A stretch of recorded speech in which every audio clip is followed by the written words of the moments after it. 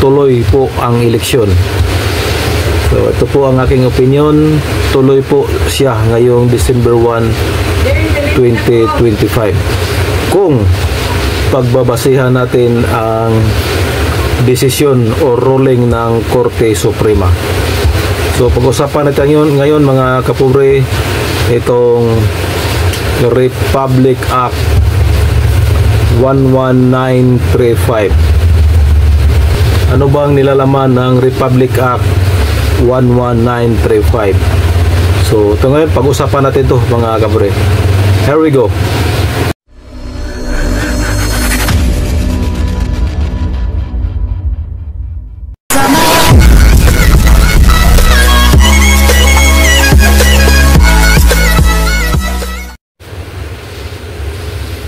Hello, good morning. This is your Pobreng Mapalad Vlog. Magandang umaga po sa ating lahat mga kapobre. So ngayon po ay araw ng Martes. At espesyal na araw po dito sa amin dito itong araw na to kasi Southern Leyte Founding Anniversary po ngayon. So marami pong kaganapan ngayon sa Kapitolyo. So happy founding anniversary Southern Leyte. So bago ang lahat, panibagong araw, panibagong biyaya, panibagong pag-asa, of course, panibagong vlog po tayo ngayon mga kapobre. So yung lagi nating binablog yung barangay at SK election is hanggang ngayon wala pa rin mga kapobre. So ngayon ay pag-usapan natin kung talagang tuloy ba o hindi, at pag-usapan natin tong isang batas kung bakit sinasabi kong tuloy po ang eleksyon. So ito po ang aking opinion, tuloy po siya ngayong December 1, 2025. Kung pagbabasihan natin ang desisyon o ruling ng Korte Suprema. So pag-usapan natin ngayon mga kapobre, itong Republic Act 11935. Ano ba tong Republic Act na to? Ano bang nilalaman ng Republic Act 11935? So ito ngayon, pag-usapan natin ito mga kapobre. Here we go. So Republic Act 11935, ito lang naman ang sinasabi ng Korte Suprema sa batas na to na pinasa ng Kongreso, na ito po ay unconstitutional. Ito po yung batas na nagpapaliban sa barangay at SK election noong 2022. Kung naalala nyo mga kapobre, postpone yung eleksyon yon. So naging 2023 yung eleksyon natin sa barangay at SK. So nagdesisyon po ang Korte Suprema na unconstitutional. So ito po ang sinasabi ng Korte Suprema. Sabi ng Korte Suprema, Congress has no power to extend the term of barangay officials. So klaro. At sabi pa ng Korte Suprema, kailangan irespeto natin yung right to vote ng mga kababayan natin, which is protected and guaranteed by our Constitution. So protected sa ating konstitusyon, na nandyan sa ating konstitusyon na kailangan ihalal ang ating mga barangay official at hindi po sila i-appoint na lang kung wala ng eleksyon.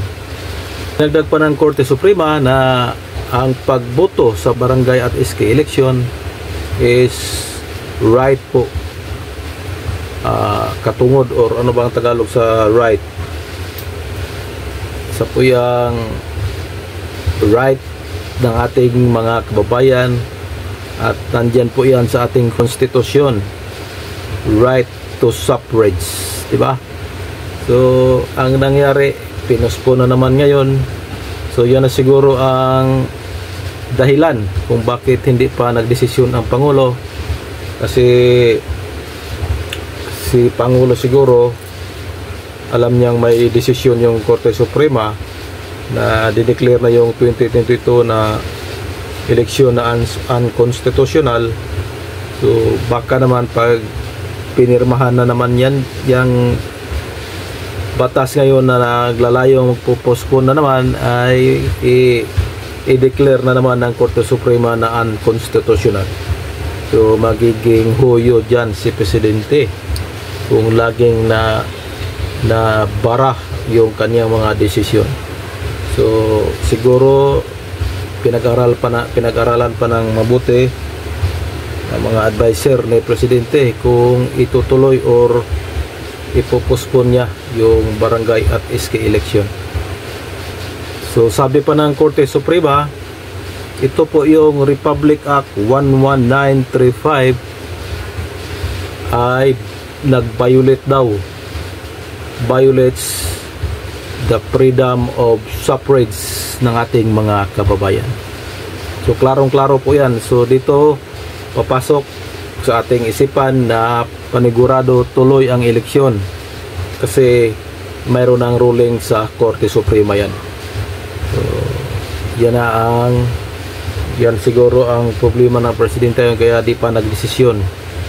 Kaya ang nangyari, dahil dineclare ng Korte Suprema na unconstitutional yung Republic Act 11935, so ang nangyari noong 2022 naging 2023 yung election. So pinaiksi yung termino ng mga barangay official ngayon. So naging 2 years na lang, di ba?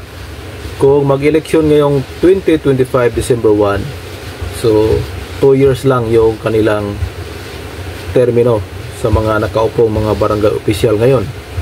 So yun ang dahilan kung bakit daging 2 years lang, kasi dineclare nga ng unconstitutional. Yun, klaro po yun. Sinabi po ng Korte Suprema yun sa kanilang desisyon na lahat ng mananalo noong 2023 election ay uupo sila in 2 years until December 2025. Diba? Klaro yon.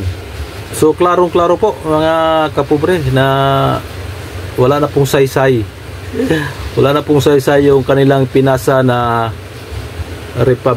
yung bill na naglalayong mag-postpone sa barangay at SK election ngayong December 1, 2025. Kasi po klarong-klaro mayroon na pong ruling po ang Supreme Court yan. So dito na kung papasok na dito kung sino ang mananaig, ang Korte Suprema ba o ang Presidente. So kung talagang ipuruso ng Presidente na walang eleksyon, kung kakatigan niya yung desisyon ng bicameral conference, ay ito na, may problema siguro yan, kasi nga yung Korte Suprema may desisyon na. So yan mga kapobre, yun lang muna ang ating